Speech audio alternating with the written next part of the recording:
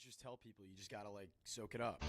Hi guys, I'm Jack Payne, and this is the Friday Sponge, where I sit down with founders, operators, and leaders to talk about the part of the story nobody tells. The decisions, the risks, the lessons from long before success was obvious. Real stories, real business. Let's get into it. Every once in a while, you meet someone and you think, yeah, this person's gonna build something real. I met Sammy at Founders Common, and from the moment she started talking about what she was building, I couldn't stop listening. She's co-founder of Moosa Nature, a fruit tea company doing something I genuinely hadn't seen before. Real fruit, no caffeine, no added sugar, sourced from the Andes in Ecuador and Colombia. And when you finish drinking it, you eat the fruit at the bottom of the cup.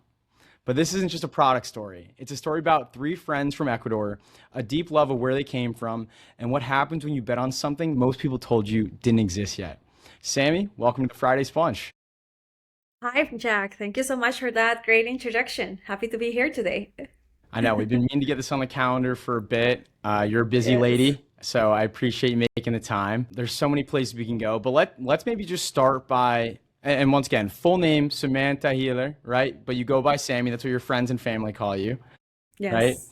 So Sammy, take me back to maybe the very beginning, not with necessarily Musa, but with Mhm. you. Who is Samantha Healer before the company? Oh, that's a long story. Are you sure we have time? All right, maybe give you the quick version of it. Just kidding. Well, I studied communications, corporate communications. My dream was always helping people. I love people and I love communications.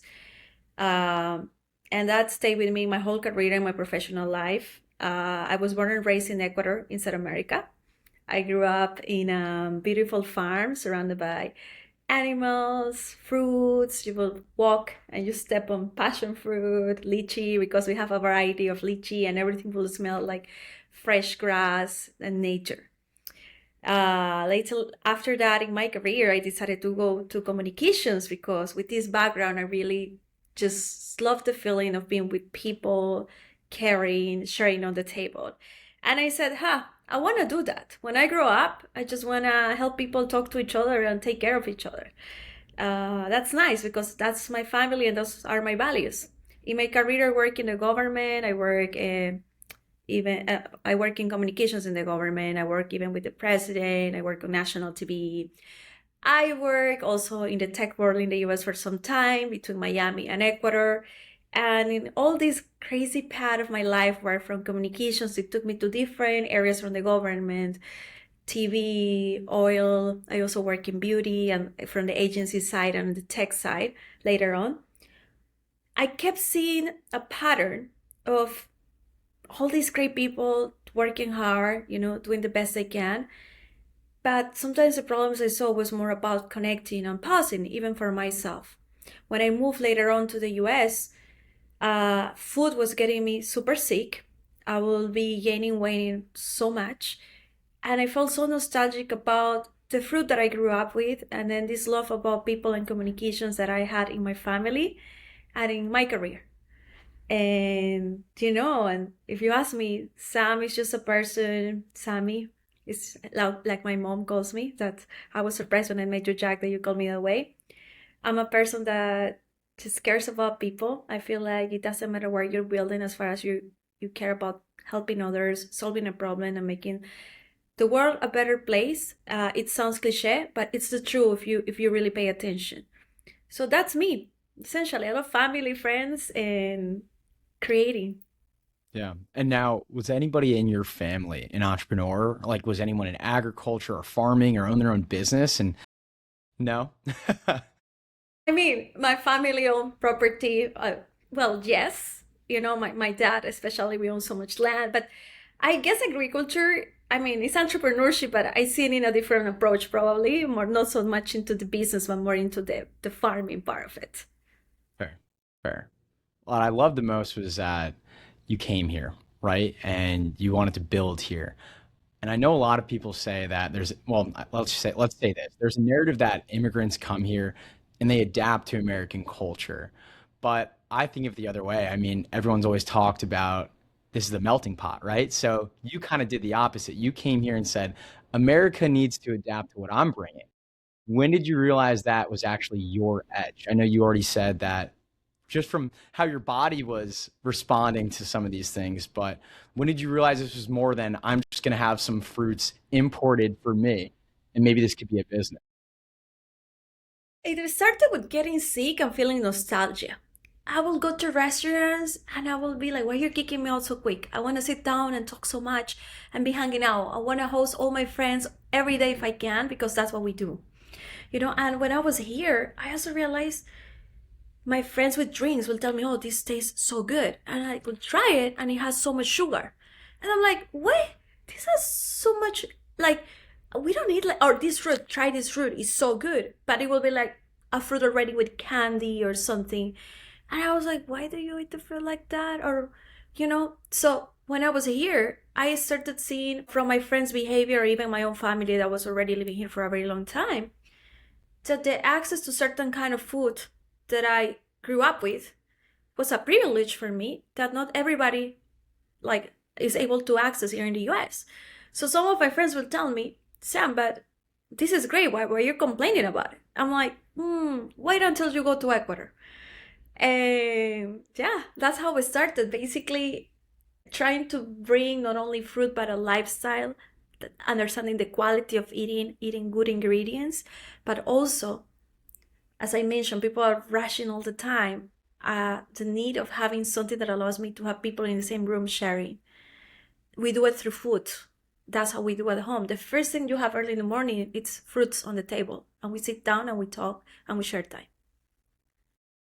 Love that. Yeah, my family's big with making sure every meal we have is together, and I agree. I think that's a beautiful practice to bring everywhere you go. And I mean, they say break bread for a reason, right? Let's Yes. break bread. Let's sit down. Let's look over the day. Let's kind of share the goods, the bads, the ugly. So having something maybe that doesn't necessarily need to be.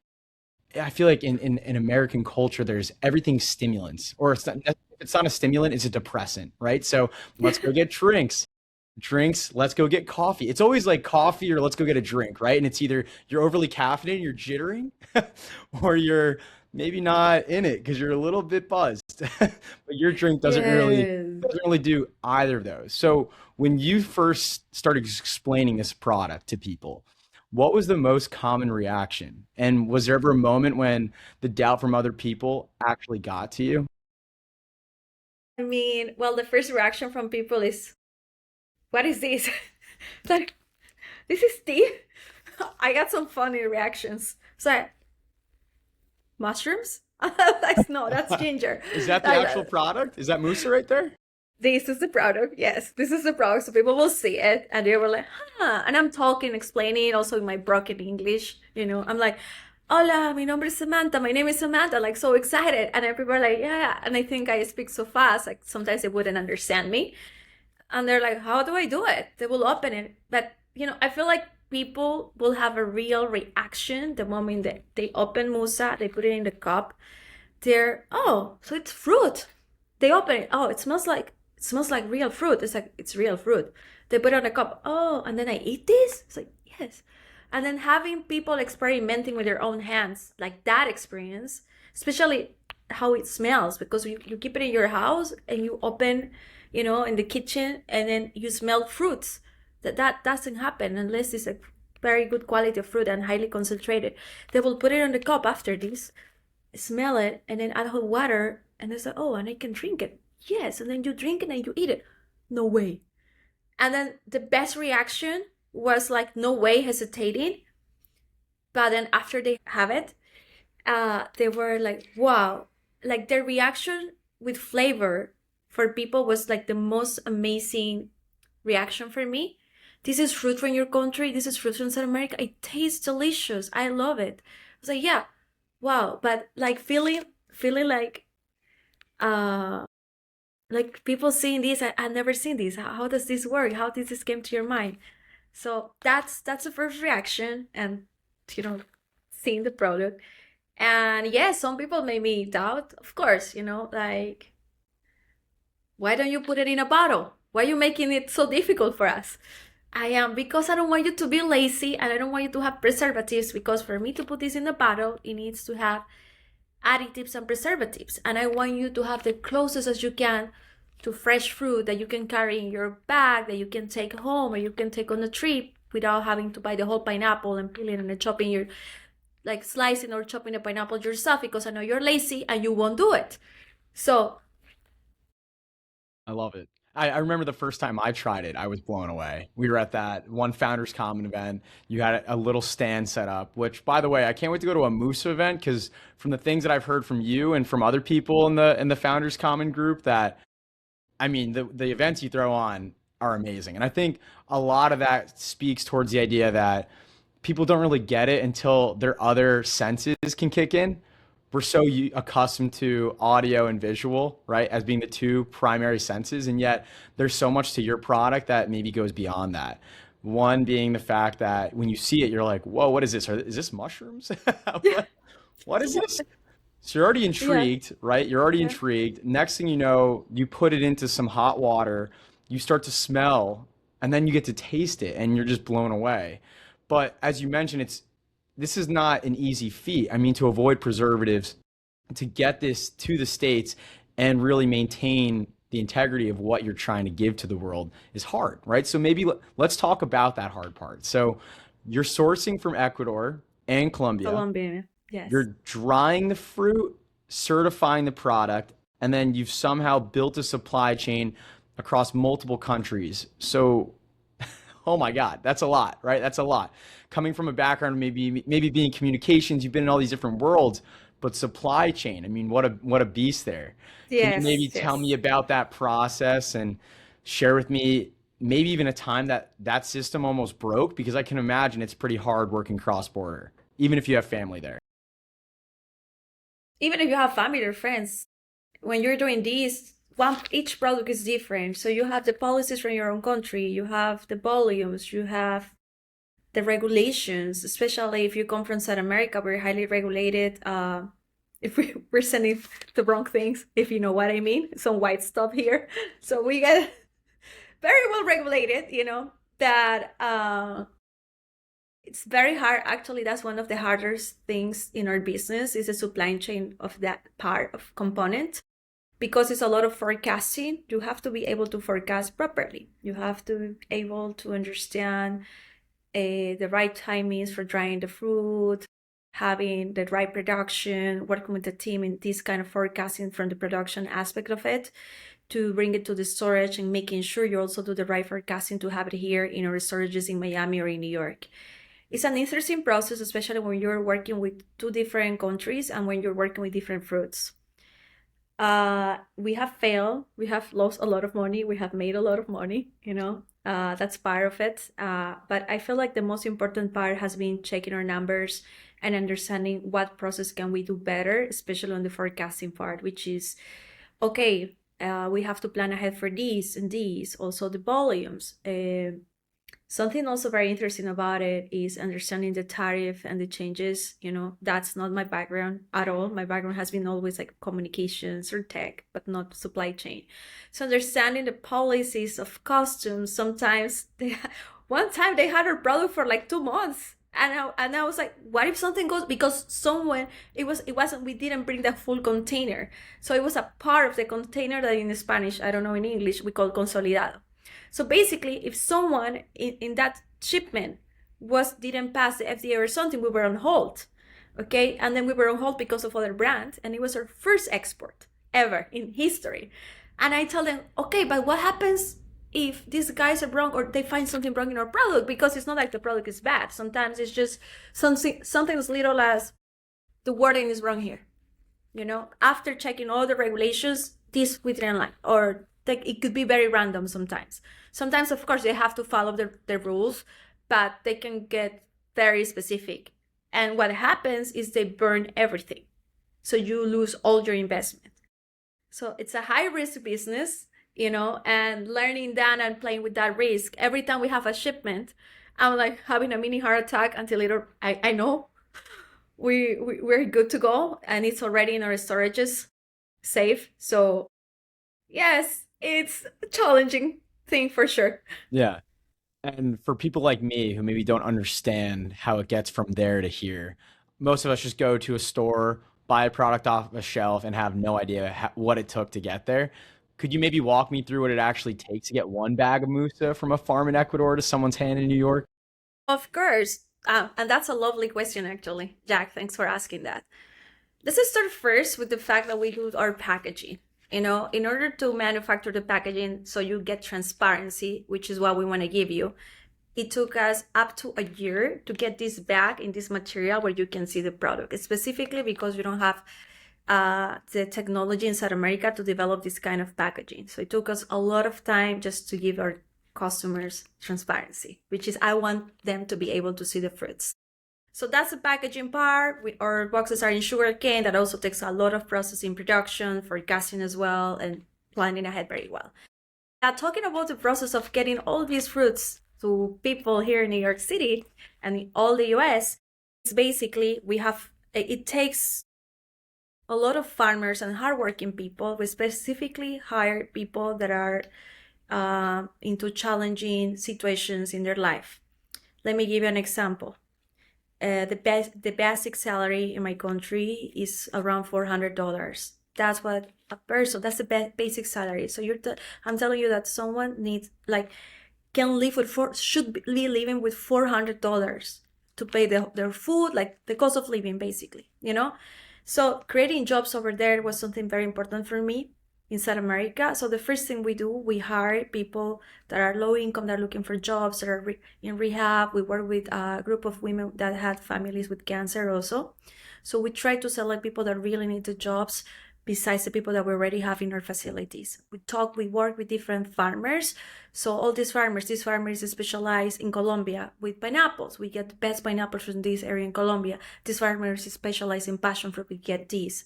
In Ecuador, we have our own farms, but the whole process of growing the fruits takes patience because growing the fruit the right way and not making the process fast takes time. The ripening process takes time. We are lucky in South America that we are in a high altitude, 13,000 to 3,000 meters above the sea level, which means the fruit it's going to be exposed to more sun and harder conditions, but it also is going to absorb minerals, antioxidants, and vitamins.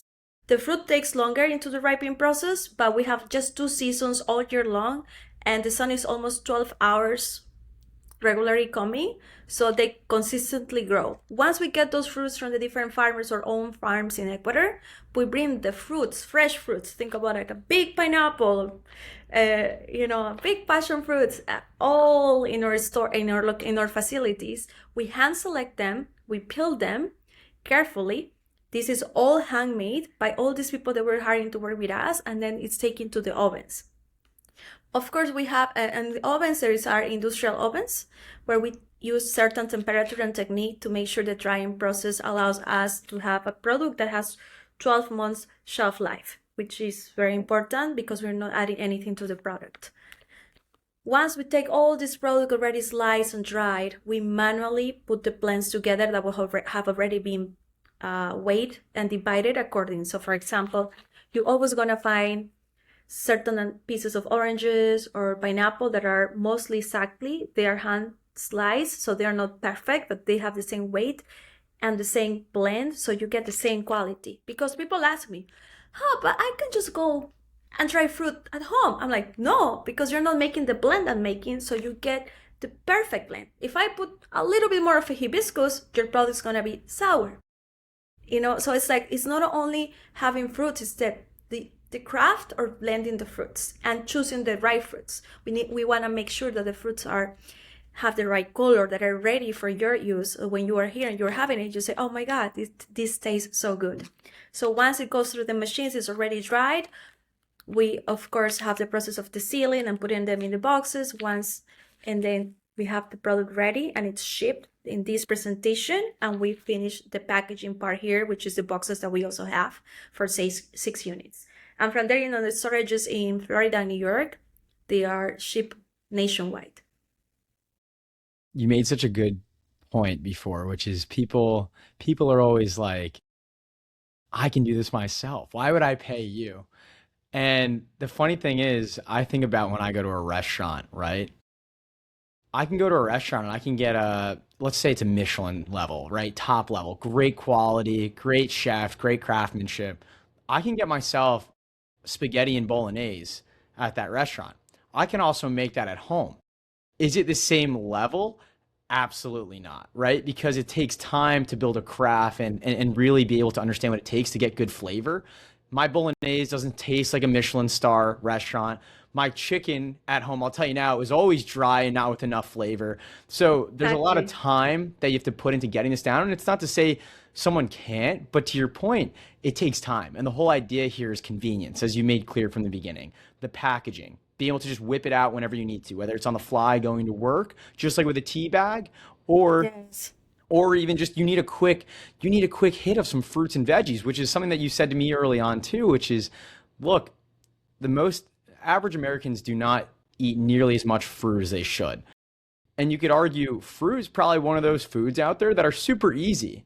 In reality, all you should have to do if you take an apple is wash it and then bite into it. And yet we still don't do it. And I think a lot of it is because drinking still is the easiest way to consume most of these things. And that's why you have AG1, that's why you have protein drinks. And essentially what you're doing with Musa is you're creating that route, that avenue of consume your nutrients, but with fruits, right? Just to, like you say, you're hard to work, you Musa. Let's talk about it because you couldn't have said it better than me. And that's the whole point. Because I'm in the wellness industry and I'm starting to talk a lot about this. We want convenience. I know how's life, especially living in New York City. We're all the time running around. And I'm guilty of this as well. And we want something faster and we want to eat well. I see all my friends. I love this country, and I want them to be healthy. I want them to be fine. From my product, what I'm trying to do is I'm trying to give you the closest to convenience that I can for having fruit without putting in danger your health, because we can easily try to make this a powder or something, but in order for me to go that way, I will have to guarantee that you're actually having your daily intake of nutrients. And that's very challenging. There's a lot of research to be done when you build a product that you have to be responsible for giving to people. So convenience doesn't mean being healthier. We have so many supplements, vitamins, powders right now. I'm guilty of that sometimes too. And sometimes we just with the fruits that are or the food that is like near to you, fresh, that's the kind of nutrients that you need. Just going back to the basics. I'm concerned of the boom on wellness that I see without people really understanding what they're having, the origin, and brands not necessarily explaining you their process or why, like how can you prove that what you're saying is true and this is gonna take care of my health. So that's an interesting topic that for us, it's not tea, it's fruit. We want people to have better and healthier fruit. Yeah. So you guys build this product. You have a team, by the way, right? There was a team of three of you, and now you're kind of running a lot of the show, which is awesome. No better speaker and person to be fronting the company, in my opinion. When you get out there, and well, let's go back to you have the product, it's on the shelves, and now you are maybe giving it to someone for the first time. Can you share with me one of your favorite memories about someone's first experience with Musa, specifically the moment they realize maybe that they can even eat the fruit at the bottom? Like, can you maybe break that down for me where it goes beyond just, hey guys, I have an idea to here's the product, try it? Like, what were some of those reactions? It's great. Like one of the first reactions is when I tell people I have a tea that you can eat. And they're like, a tea that I can eat. And they're like, and I see their faces with all these like numbers and things like, what is she talking about? So that's one first reaction that is a great conversation opener when I show people the product. But talking about reactions, I mean, I remember once we were at this retail store in Brooklyn and I was with the manager and we were doing like a pop up and he tried the product. He said, good. How do you make this? It's like powder or something. I was like, no, it's real fruit. It's like, well, it's like, huh? And then you're going to have it in your store because we're trying to negotiate to have our Musa in their retail store. And he looks at me, let's walk. And I already put it, in exhibition so he can see how it looks. And he's like, so this is that? I was like, yeah. You want to drink again? No, I just saw the guy that, by the way, wasn't even the manager, it was the owner that was visiting. It's like grabbing a box. He didn't believe me, I think. He was like, He opened the box and he started like, let me chew it. Oh, yeah, it's the same. Oh, it's so good. And the guy kept eating, and I see him, he kept opening the boxes and eating in front of me. This is so, I was like, you don't want to make the tea? It's good. It's good. And it's great because when you listen to your consumers, also your clients, like everybody who has experience with Musa is just fascinating. The moment they hit the bottom with the fruit, it's exciting. When they have the drink, they are surprised that it doesn't have added sugars. I have friends of mine that have never tried our mocktails. We have an event at Ducati 2 weeks ago where we have like a mocktail bar. My friends never had mocktail. And they are like, Sam, these are your mocktails from Musa. Yeah, they taste so good. Does it have sugar? I'm like, no, no caffeine. But it was like I was telling them something like out of this world because the concentration of flavor is so high that it's very hard for people to believe that we don't add sugar. And it has sugar, but it has the added sugars, the fructose that comes from the fruit. Nothing added. It's unbelievable because you say it, and it is true. I think we've grown so accustomed to everything being manufactured or really like a chemistry set when you think about the product you see on shelves, that it really does seem too good to be true when you actually bring up a product where there's no catch. So that's why I'm personally extremely bullish on the company. I think, you guys are going to do great things. So I guess when Muso works, and and I say works, I mean really works. What does the world look like because of your business, right? Maybe not just for Ecuador or maybe for Ecuador and also for the women in your supply chain, but also for maybe the way Americans view their food and where it comes from and why that's important. Mission is to bring a healthier and a better fruit for people and give people the access and the opportunity to have it. My mission is fix the problem that is happening right now in the US, which based on data, you know. Every 10 Americans, just one American on average has the daily intake of fruits that the American should have, that per 10 adults should have. We're talking adults. That's scary data. One in 10 people don't have the daily intake of fruit that it's recommended by a nutritionist or by your doctor. I want to change that. I want to fix that. We want to do it.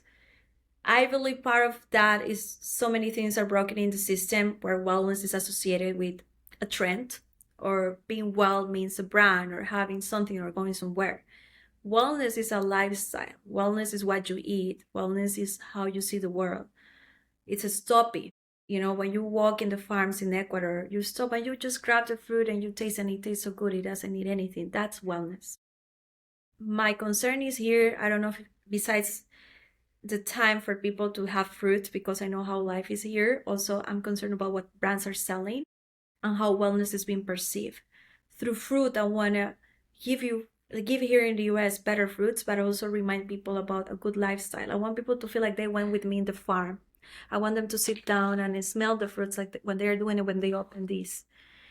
Doing Musa takes you to have a nice cup, you sit down, you drink your tea. I want people to sit down and enjoy their tea and talk and make a pause because that will help you with your digestive system as well. Our products are great for your gut, are full of antioxidants and fiber. But if you don't sit down and you're not in a good mood and like breathing properly and enjoying, you're not going to absorb the nutrients the right way because your body is stressed. You're full of cortisol. And I talk this from personal experience. Being here in New York has been very stressful for me, and the way my body behaves with fruits and food in general change. And I believe people can access a healthier food here. I don't know, Jack, if you're familiar. Do you like wine or chocolate or Love it. coffee? Yep. Dark You dark love it. chocolate, all of it. Yep. So in this case, I guess when you try like wine, for example, or champagne, you know why champagne is named champagne? No. Out of France, right? It's out of France. Isn't that something like Yes, that? it's Yeah, an area, you right. know? You Champagne, know, France, I think. yeah, it's a champagne in France because they have this kind of grapes and they are so unique that they got the denominazione d'origine, that's in Italian, but basically they were so famous about the quality that they got to get the IP, or the property. So that's what we call them the champagne. The champagne, the drink. But it's because of their grapes. Their grapes are so good that makes this amazing champagne. When you talk about coffee, what areas in the world, like Colombia, why the coffee in Colombia is so good, or Brazil, even Africa. So every soil is very rich for something. Chocolate, the region, like fish, where comes the best tuna in the world. Sometimes you have it from the Pacific Ocean in certain areas, or sometimes in other areas of the ocean. But my point is, quality also is affected by the soil. Okay, and the fruits that we have with Moosa are affected by the soil where they grow. So you won't have the same quality of fruit here in the US because it's not the same soil. So you need to have certain soil to be able to enjoy the quality. Like, it's a craft, but it's not a craft only by us. It's a craft at soil. And I want people to access that kind of fruits, that kind of quality. And it is important, as you mentioned. Like you made a great example. Like there's a reason why there's all these court cases and battles between major distributors of Prosecco and wanting to be called champagne. It's because the level is just, it's not there. And I think that when people really take a step back, they understand that, look, there's certain parts of this world where the quality of that particular fruit, vegetable, product, whatever it may be, is best in that place. It's the reason why global trade is so important, right? Because you want to trade for what you're best at, and sometimes it's not necessarily just the skills, but it's what Mother Earth decided to give you. And fortunately enough for you, your homeland is the best place to get fruit. So why aren't we sourcing from there? And when we do source from there, why would we ever want to diminish the quality of it by grinding it up into a processed powder or make it into something that it's not? If anything, we should want to preserve exactly what it was from the start and try and distribute in its purest form if we can. And that's exactly what you guys are accomplishing.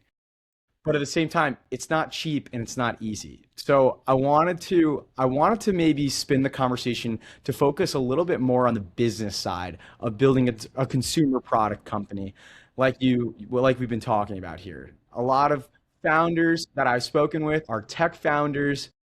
Maybe they're offering services. You're offering a consumer product. So what's the financial reality of growing and building and working within this world that maybe a lot of other founders don't think of, or maybe don't even want to say out loud?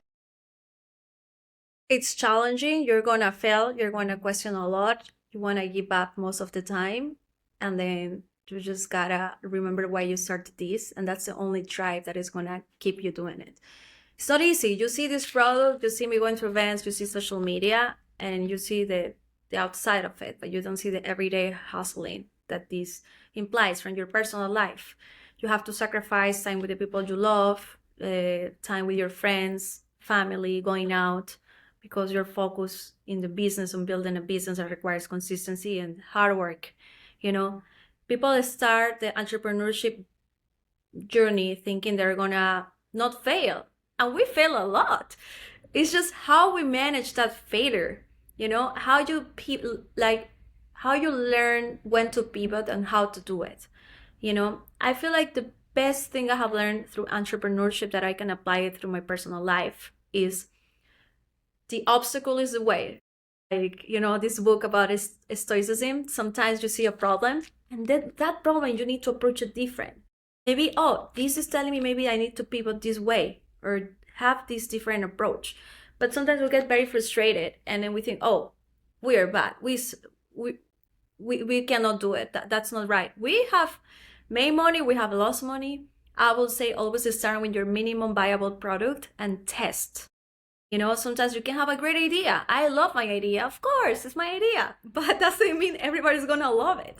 So putting the ego aside, thinking about how we can help others, test, get feedback, evaluate, and pivot. Do the most, like, I don't want to say the cheapest, but the lower investment you can put in the beginning, so you are able to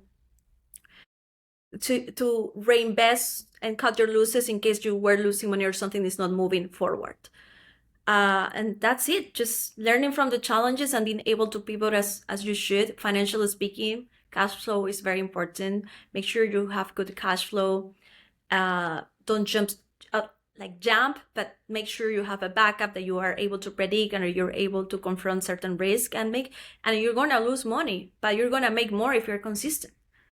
So that's for me the learning experience, and be patient because it won't happen like this. In our product, we have learned so many things about like mistakes on the supply chain. Like, oh my God, we could have avoided paying this or this if we did it this way. Events and collaborations, approaching clients. Do it, evaluate, keep going, and just believe why and believe and remember why you started this when things are going down, because they're gonna go down a lot. Sounds like a lot of the founders I hear from, it's always about being agile and being able to pivot quickly, and also having enough confidence in knowing that you're going to get through it, but you also have to be humble enough to accept when you've maybe done something that maybe you chose the wrong path this time, but not letting that define the rest of your journey. Failure is like so like underrated or like misunderstood. Failure is good. When you fail on something doesn't mean you're done. It just means you have to change something, and the failure is telling you how you can improve in another area. But you gotta stay consistent. That's the thing. We something goes wrong and we give up. Um, Was yes, there a and was there a mhm. specific moment, maybe when you look back, a day, a week, where you genuinely weren't sure you were gonna pull through? Like what was happening and what helped you finally make it to the other side to see another day? Honestly, there's no the other side. Sometimes you're just why I'm doing this.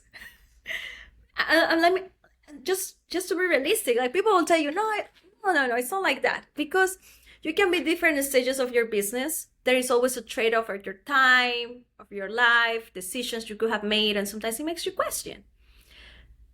I feel that for me, it's more I love doing this, and there's always gonna be a trade-off, and I'm happy I chose this path. But that's it. I feel like every day you I mean, like I told you, like there's not another side. It's just you keep going, because you can always compare yourself with a bigger brand or another life that you could have chosen, another path or another industry you could have chosen, or I should be making more at this point, or I should be having all these things already working, or I want to launch another part of my business or another branch. So there's always a challenge. And I feel like once you're an entrepreneur, you're always an entrepreneur. You never stop. You always want to keep creating. So every day I get like stress or something, because it's overwhelming. A lot of people depend on you. In your eyes, what's going to define success? Well, actually, before you answer that question, how long have you been building Moosa? Almost 2 years. Almost 2 years. Okay. And over the course of 2 years, there's probably a lot of little wins, right, that build along the way, just from the lessons learned, the failures you were able to work around to then find success. But was there one success or one moment where you felt, okay, yeah, we have traction, we're seeing business? Was it a big client that you closed? Was it a certain revenue that you started seeing on a consistent basis? What was it that made you start thinking we have a real product? Every day I'm grateful of doing this. If I have to point specific moments, I would love to tell you that has been when we have closed like the biggest sales. For example, the first time I jumped in this city with my brother, we already had like a great sale with a great retail store the first week we were launching. But it wasn't about the revenue generated. It was about people believing in my product, people having it and seeing how I can help them. So my happy moments are when a customer, a friend, sometimes send us reviews or send us the picture. I'm having it this way. I love it. My daughter is eating the berries and they taste so good. And it's so hard for me to make her eat more fruits or things that are healthy because she always wants candy. Those are the kind of moments that make me happy. Revenue is the result of it, So every time, of course, a client gives us an opportunity or believes in us or call us telling us, oh my God, we're sold out. People love it. People are taking it home. Like, can you please send us more? And it's also wonderful because we have expanded. Uh, I didn't see that coming. B2B is where we're growing the most. We're still trying to reshape our retail strategy to make it more accessible for some retail stores because of our pricing, due it to the quality of the products. But B2B has been a great space where we can support restaurants, bars, hotels, crafting drinks, or giving a healthier option to their clients. That has been so beautiful to see how people are crafting and creating different drinks with our brand. And just seeing the final client, the consumers, people like you and me just enjoying that product, that's what has been the most satisfying part of doing this. Yeah. And I've been begging you. I've been saying, hey, when is this going full on B to C? Why did you choose B to B? What was the reason that you went that direction first rather than B to C? Retail is amazing, but it's a little bit over glorified. Let's be honest. Okay, your margins are lower. If you want to jump into retail, you want to make sure people know your product. When I go there and I have like 20 more options, why I'm gonna choose you? You know, of course, pricing can always be a good way to do it, but I don't think our consumers only care about pricing, they care about the quality of the product. So I believe like B2B when we started and I started seeing it, when people try the product in our case, because of the education component, because you don't know my product or how it works, so I have to educate you how to have it. So if I have it in a coffee shop, in a restaurant, or in a place where you can have it directly served to you, the first thing customers ask is like, where can I find this? You know, and I feel like that has been a great strategy for us for customer acquisition because we're helping the business, we're having great sales through them, and then we're also acquiring new customers that eventually will find us in retail. Because it doesn't make sense just jumping on retail if your product is not well known yet, if people don't know it. People need to have a connection with your brand, need to know why you're doing it. And it's not only because of the packaging being nice or the pricing being great, but also I already interacted with this brand. I have seen this brand. So that's for me a key differentiator to jump into retail. Also, you have to consider supply chain, logistics. Are you ready? And even if you go into retail, let's say we have had the chance to get into large retail stores nationwide, and I put it on hold because I said we are not ready yet. I want the product to develop a little bit better so we can reach those channels and then we have the right traction because I don't want just one order. Maybe one order goes East Coast or West Coast, but you want reorders frequently. So that's what you have to aim, not just one orders. And you can get burned if you don't do it right. So it's just a matter of prioritizing and understanding your consumers and how you can access to them directly. And then retail will be easier. Yeah. I mean, I'm a prime example of that, right? I just tasted it. You brought it to an event, and then I immediately was like, "What's the website?" And you're like, "Here you go." Right? And that's just because I was like, "Wait, I don't want to have to wait to go to a store anymore to get my favorite drink in the morning. Like I can directly go through you and you can build the business as it grows in that direction." But I totally agree. D2C is a great channel because we have direct interaction with your consumers, but also B2B because you get to have your cup of iced tea or hot tea served. Mm. So in our case, because we're a new concept, in our specific case, but getting back to your question, and again, retail is a great channel that allows you growing faster, great expansion, you know, but you also have to make sure you're ready and the people know you or understand what's your product. So when they see you, the decision making it's way easier than why should I buy you? I feel like the value is like people already know my brand and they recognize it. And Yeah. we get that B2B. Yeah. Absolutely. So we've talked a lot about your story, and I guess what I'm curious to know about as well, and I think we talked about this on our last run, but the money side of this, and maybe not necessarily not for the business, but more so about you personally and trying to navigate all this, right? Because you're not just a co-founder, you're not just somebody who's doing this for fun. You also have a full-time job, so you're balancing a lot. What have you learned about money personally? And if someone had sat you down and told you some advice in the beginning, what do you wish that advice would have been in trying to navigate all this? There are two parts of it, the financial aspect and lifestyle aspect of it, you know. I have another job, and I also have, like, in that job, I work with different people, so it's very draining. So I will say from the life personally, it's like managing your energy, being very organized and prioritizing.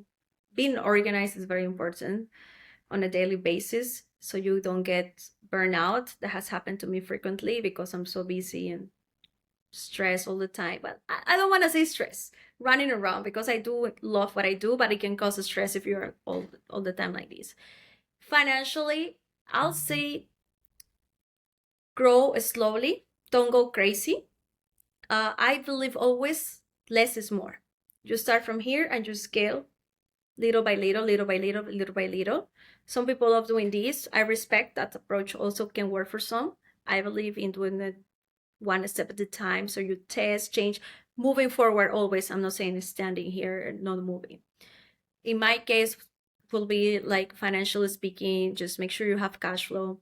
I wish maybe I was more prepared to understand that in a deeper way than money is time. And sometimes, although I have all the energy to give to keep making, visiting clients and also working in my other job, sometimes I'm tired. And being tired or getting sick means my health, and if I'm sick and I'm not able to perform in any of my activities, I get burnout, and that doesn't help anyone here. Be careful on how much you invest in the beginning. Test, make sure you have the right acceptance from the consumers. Make sure you have a cash flow if you have another job. Leave it when you're ready, when you have all the systems ready, when you have everything planned.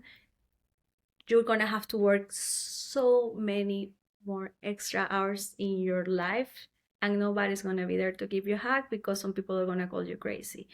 And it's gonna be very lonely, and you will have to make some financial sacrifices, like those dinners on the weekends or going here and there on those trips that we are used to do or we like to do. You will have to put them on hold for something bigger if you believe enough in what you're building. Great advice. I think everyone looks at the life of a founder, or we see some of these Netflix TV shows that come out and it looks super exciting. And more times than not, you see a founder when they've exited. So they got the big house, they got everything you could ever want. But people also don't realize that 80% of businesses don't actually have a liquidity event if you actually wanted to sell it. Or some people live their whole life working the business, as you mentioned, as a lifestyle business, and it does a great job of providing some income and maybe giving you some more time in your life to do some of those things you wanted, but it still requires a lot of work. Because if you don't show up, nobody else is showing up. You're the only one really rowing the boat here. Yes, and there's also something great that I didn't mention here that has changed my life. And talking about this, it's process and systems. Learn to delegate. Like, we have the period of AI, so like systems that we can create now. It's way easier to be an entrepreneur. Work with the right people, because if you ask me, from everything that is great on the outside about sales, building a brand, that's great, but make sure you choose the right people to work with, that you have a great support system, and then you create the right structure in-house.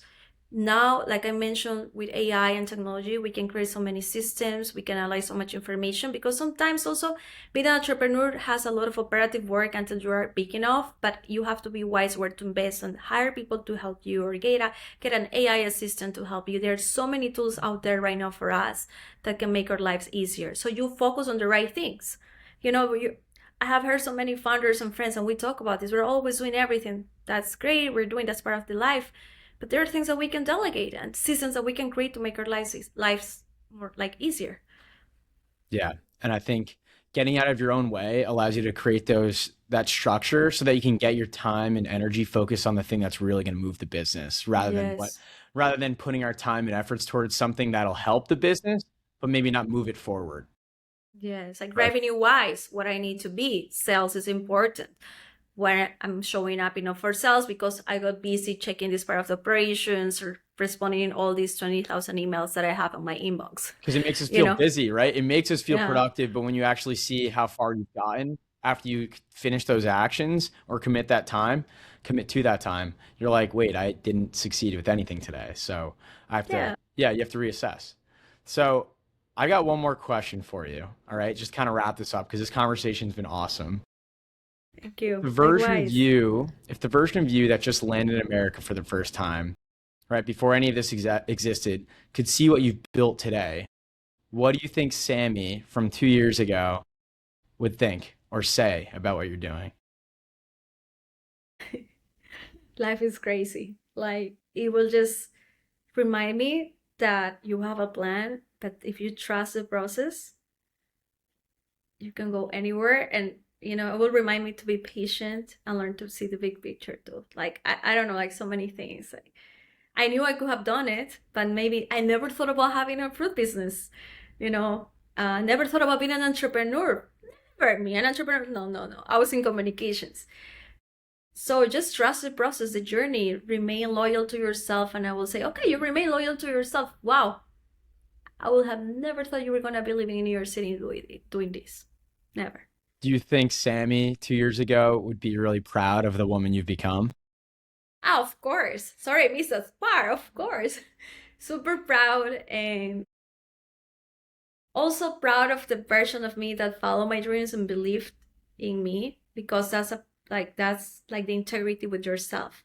So I'll be more proud, of course, love seeing what I'm building, but also that I follow what I believe I could do. And then I heard me, I will say, oh, you heard yourself. Because there's a lot of noise in the world that tells you, why are you going to do this? What are you going to do? I'll be proud of that version of me that follow her dreams. Sammy, this has been such a pleasure. Likewise, Jack. Sorry for the broken English. No, I'm still working on your it. English is not broken. I've heard worse. All right, wait till you hear my broken Spanish. But no, you've seriously built something that's genuinely beautiful. It's not just a product. It really is a mission. And for everyone that is watching or listening, Moosa Nature is at moosanature.com, right? You can go try it. If you're in New York City, where else can they go try it? What are some of the different businesses that have your product right now? For example, you can find us at Remedy Place, Añoco in the Lower East Side in East Village, Corto in Brooklyn. You can find us at different wellness spaces. Club Pilates as well has us on retail. We're also in New Jersey, in Miami, in different coffee shops. Sorry, I'm not having the names of all the No, places you're right now in my fine. head. Yes, But go try it, right? I yes. promise you, folks, the first time you eat the fruit at the bottom of the cup, you'll understand exactly why Sammy started any of this from the beginning. All right. I'm going to throw up some links in the show notes as well. So please check out moosanature.com. And Sammy, thank you so much for being here. And thanks for joining us on the Thank Friday you. Sponge. Thank you. Thank you for having me. Such a great interview conversation, basically. And you're good at asking questions, huh? Some people have never asked the things that you have asked. So congratulations for doing this.